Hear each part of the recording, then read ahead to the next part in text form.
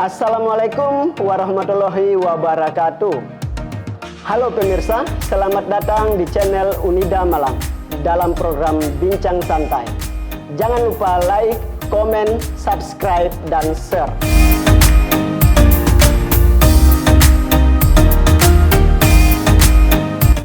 Dalam Bincang Santai kali ini, kita akan membahas topik penata laksanaan depresi zaman now.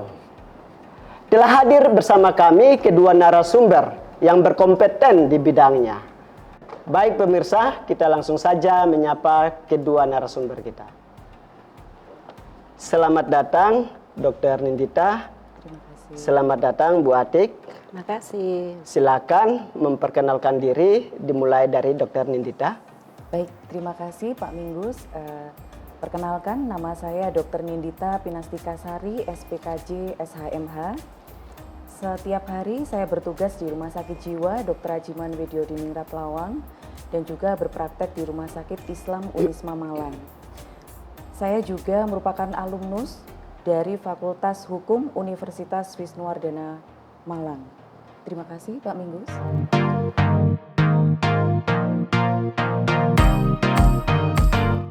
Silakan Bu Atik. Terima kasih Pak Minggus. Saya panggilan kerennya Bu Atik.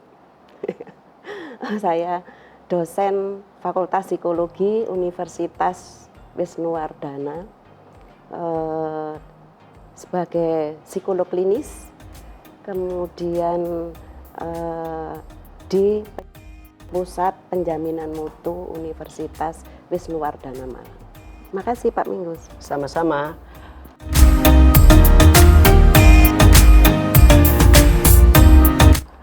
Bu Atik, sehubungan dengan penata laksanaan depresi zaman now.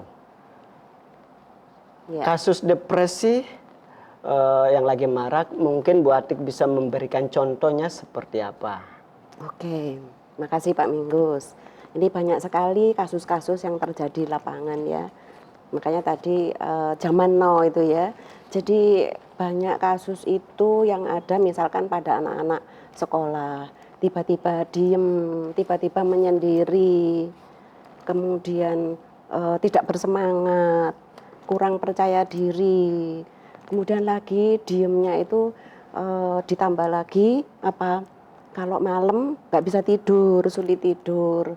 Kemudian yang lebih parah lagi, kalau sudah agak lama dikit gitu ya, nggak ada yang bisa mensupport gitu, akan apa ya, males mandi gitu ya. Jadi nggak mau mandi, kalau disuruh mandi ogah-ogahan. Kemudian kalau tidur tadi itu tidur-tiduran, jadi nggak tidur beneran tapi sulit tidur gitu. Kemudian yang kasus-kasus pada anak-anak remaja atau dewasa awal ya, mahasiswa kayak seperti itu. Dewasa pun juga ada kasus-kasus yang dapat mengalami gangguan depresi ini. Nah, yang lain lagi itu gangguan depresi ini ada kasus yang lebih ndak enak gitu ya, itu sampai bisa mengalami bunuh diri. Nah, kasus inilah yang kadang-kadang itu memprihatinkan sehingga patut kita perhatikan supaya mendapatkan perhatian dari pihak-pihak yang berkepentingan untuk menangani masalah kasus depresi ini. Demikian juga kasus-kasus yang pada remaja-remaja itu kayak patah hati gitu ya, patah semangat gitu. Hal ini kadang-kadang itu juga bisa memicu menjadi yang lebih parah lagi, nggak ada yang mensupport sehingga mengalami gangguan depresi. Begitu Pak Minggus. Terima kasih Bu Atik. Kepada Dr. Nindita, apa saja kriteria depresi? Baik, terima kasih Pak Minggus. Jadi untuk kriteria depresi memang ada, kita mengenal ada tiga gejala utama ya. Yang pertama, kita bisa melihat dari individu tersebut itu kita dapatkan adanya afek yang depresif ya. Kemudian yang kedua adanya hilang minat atau kegembiraan gitu ya. Misalnya tadinya itu hobinya apa gitu ya, melakukan sesuatu misalnya shopping mungkin kalau wanita ya Pak Minggus ya. Nah itu tiba-tiba jadi nggak suka gitu, tidak lagi seperti sebelumnya, hilang kegembiraan. Misalnya biasanya mendapatkan gaji gitu ya, misalnya suka gitu, jadi udah dianggap itu sebagai sesuatu yang tidak lagi bisa membahagiakan misalnya. Itu yang kedua. Yang ketiga bisa juga hilang energinya atau berkurang energinya. Kalau dulu mungkin banyak aktivitas gitu ya, tapi pada saat dia mengalami kondisi yang depresi itu jadi beraktivitas yang sedikit saja itu dia sudah mudah sekali untuk lelah, sehingga kelihatan sekali bermakna menurunnya aktivitasnya. Di samping itu juga ada beberapa gejala tambahan Pak Minggus ya. Jadi yang pertama biasanya jadi sulit konsentrasi gitu ya, perhatiannya juga jadi berkurang yang pertama. Kemudian yang kedua harga dirinya, kemudian percaya dirinya juga jadi menurun gitu ya. Padahal kan itu penting ya Pak Minggus ya, percaya diri itu membuat kita jadi semangat gitu ya melakukan kehidupan. Oh saya mampu nih untuk itu gitu ya. Kemudian yang ketiga adanya rasa bersalah, kemudian merasa tidak berguna gitu ya. Padahal sebenarnya dia banyak sekali gunanya gitu ya di dalam kehidupan sehari-hari, tapi dia rasanya merasa nggak berguna gitu ya. Kemudian yang berikutnya ada juga misalnya rasa nanti masa depannya ini suram nih gitu, atau pesimis gitu ya dengan kehidupan sehari-hari. Nah yang bahaya nih Pak Minggus, ada gangguan atau gagasan atau malah perbuatan nih untuk membahayakan dirinya sendiri ataupun sampai melakukan percobaan untuk bunuh diri nih, itu yang berbahaya ya. Kemudian selanjutnya ada tidurnya terganggu gitu ya, bisa berlebihan, bisa berkurang gitu ya. Ada juga yang malah nafsu makannya juga jadi terganggu ya, kadang-kadang ada yang berlebih, ada yang berkurang juga. Nah kriteria itu harus dipenuhi minimal adalah 2 minggu gitu ya, supaya nanti kita bisa melihat kondisi-kondisi ini sudah berlangsungnya berapa lama. Tapi untuk kondisi-kondisi tertentu, jadi di dalam mungkin pemirsa perlu tahu juga ya, jadi untuk depresi ini itu bisa ada kriterianya, ada derajatnya, ada derajat ringan, ada derajat sedang, ada derajat berat. Nah untuk yang ringan itu tadi 2 gejala yang saya bicarakan di atas tadi, atau malah 3 gejala tadi utama itu terpenuhi gitu ya, ditambah dengan 2 gejala tambahan yang tadi saya sampaikan satu persatu. Nah kemudian kalau untuk yang episode atau gangguan depresi sedang itu dari atas tadi yang kriteria utama itu ada 2 atau 3 yang terpenuhi, ditambah dengan 3 gejala tambahan. Nah untuk yang depresi berat itu ada 2 atau 3 gejala utama di atas tadi, ditambah dengan setidaknya 4 gejala tambahan. Nah khusus untuk yang depresi berat ini, jika gangguannya itu signifikan ya, benar-benar menonjol, berat sekali gitu ya, bermakna dalam kehidupan gitu ya, sampai mengganggu fungsi kehidupan sehari-hari, misalnya bekerja, sekolah, dan lain-lain ya. Nah itu kurang dari 2 minggu pun itu masih boleh dimasukkan dalam kriteria itu jika memang benar-benar sangat berat. Begitu mungkin Pak Minggus yang bisa saya sampaikan. Terima kasih Dokter Nindita. Jadi sangat menarik ya. Iya. Dampak dari depresi ini bisa ringan sampai yang berat, yaitu Betul. bunuh diri ya. Iya betul. Oke, kepada Bu Atik, bagaimana cara seseorang itu bisa mengetahui depresi? Iya, baik Pak Minggus. Oke. Kalau sesuai dengan profesi saya sebagai psikolog klinis, untuk mengetahui apakah itu tergolong depresi atau bukan, itu psikolog melakukan pemeriksaan awalnya melalui observasi, itu pasti ya. Kemudian wawancara dengan klien atau dengan keluarganya. Kemudian ada beberapa jenis-jenis tes, baik itu tes secara kuantitatif atau yang kualitatif. Nah, salah satu tes misalkan pada kasus anak-anak gitu ya, itu ada dari Edinburgh postnatal. Jadi khusus untuk anak-anak, untuk balita gitu ya. Kemudian ada juga yang children, khusus untuk children juga. Kemudian untuk yang lebih naik ke atas usianya itu ada BEC, ada namanya BDI itu ya. Kemudian ada Minnesota, ada MMPI, ada Hamilton. Jadi ada banyak cara untuk seorang psikolog mengetahui baik itu depresi ringan, sedang dan berat.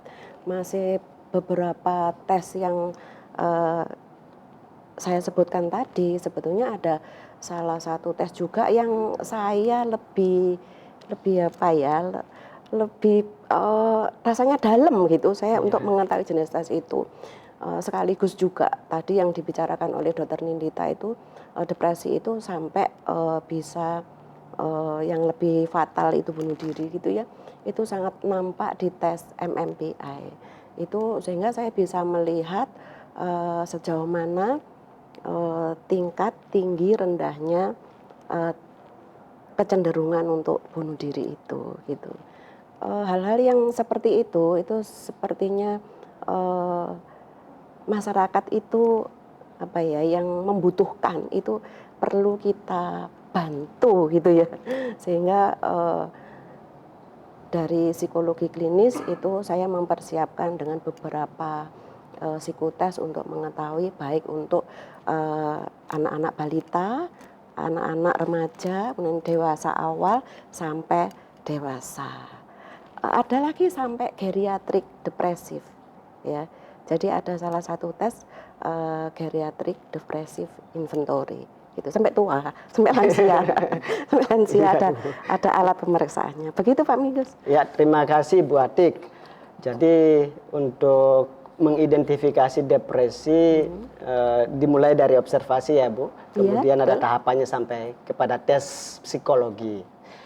Oke, kemudian kepada Dokter Nindita, bagaimana cara mengetahui depresi dari sisi psikiater? Iya, baik Pak Minggus dan pemirsa sekalian ya. Jadi sebenarnya hampir sama ya, dalam pemeriksaan tentunya kita bisa melakukan wawancara ya, wawancara bisa dari pasiennya sendiri gitu ya, atau mungkin dari keluarganya, atau mungkin pelaku rawat ya. Kadang-kadang kan nggak semua orang tuh ada keluarga yang mendampingi gitu ya, misalnya ada pelaku rawat yang lain gitu ya. Kalau misalnya orang-orang yang tidak punya keluarga misalnya dititipkan di dinas sosial gitu. Nah pelaku rawatnya itu adalah pegawai-pegawai dari dinas sosial misalnya, itu salah satu contoh gitu ya, itu masuk dalam caregiver gitu. Bisa kita mendapatkan anamnesis dari sana.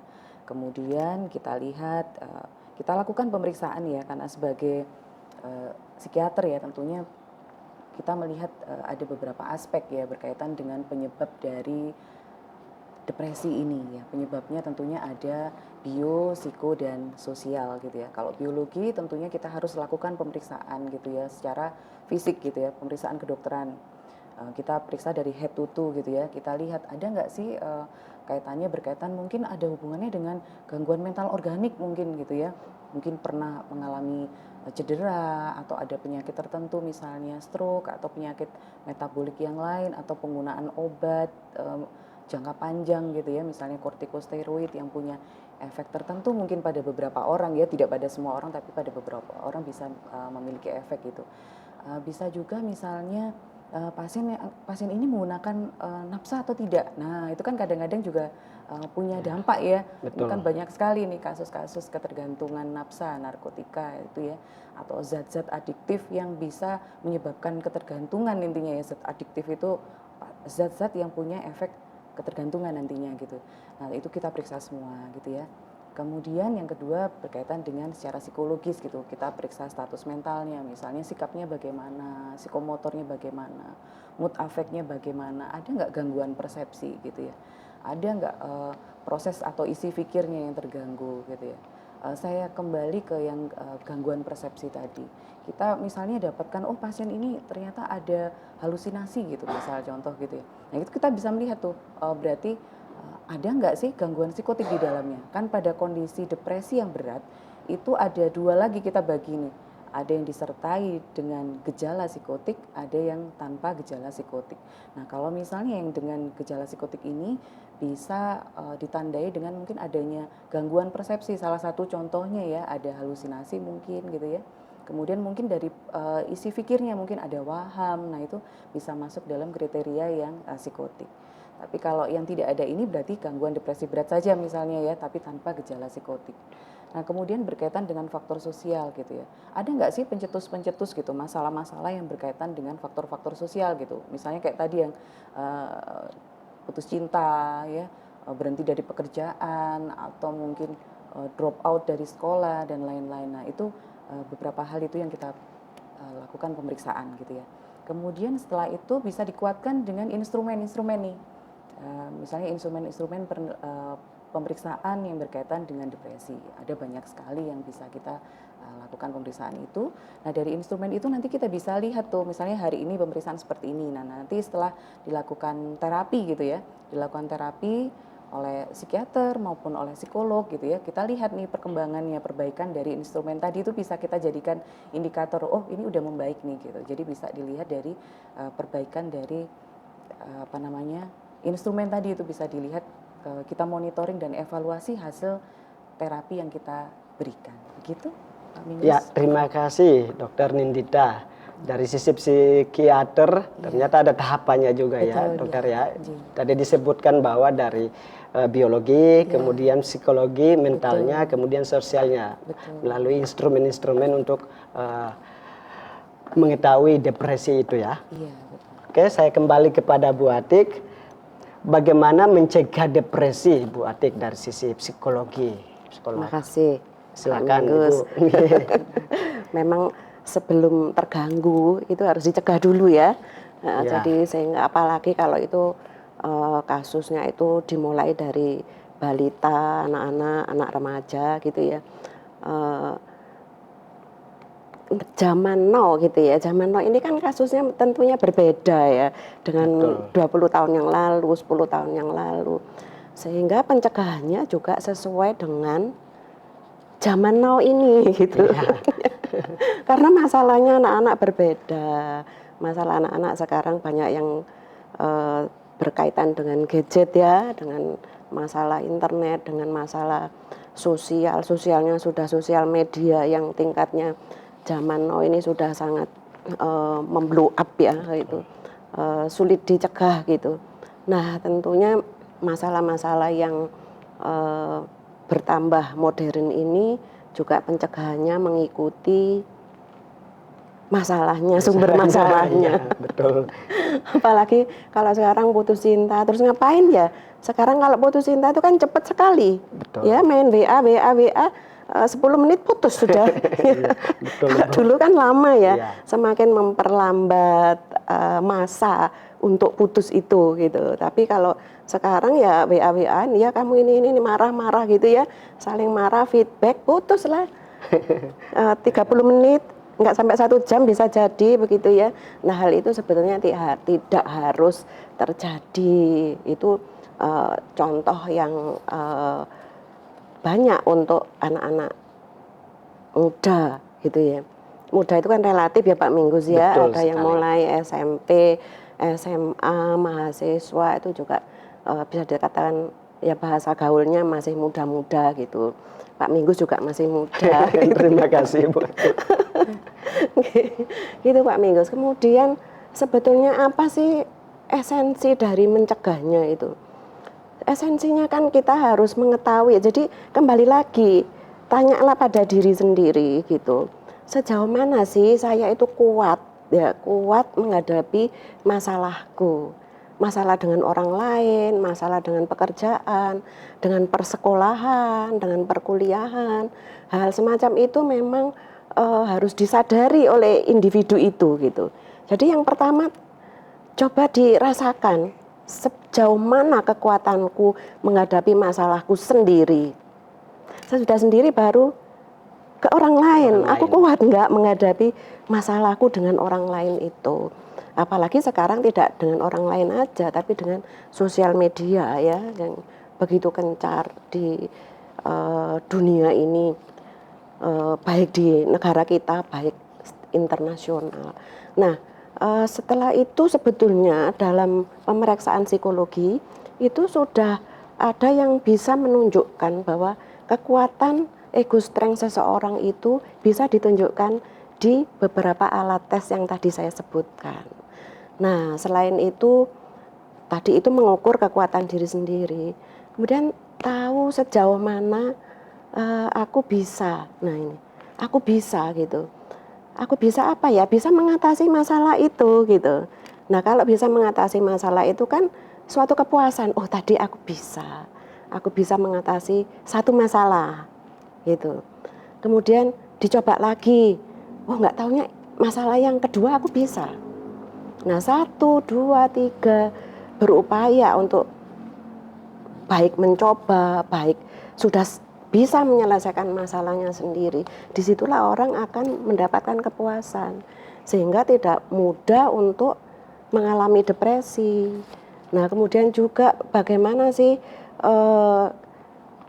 pendidikan gitu ya, pendidikan dari baik yang pertama itu adalah keluarga, kemudian pendidikan di persekolahan, pendidikan selanjutnya yang lebih tinggi, kemudian juga kehidupan sehari-hari itu bagaimana, kan itu juga ikut mendidik kita sebetulnya.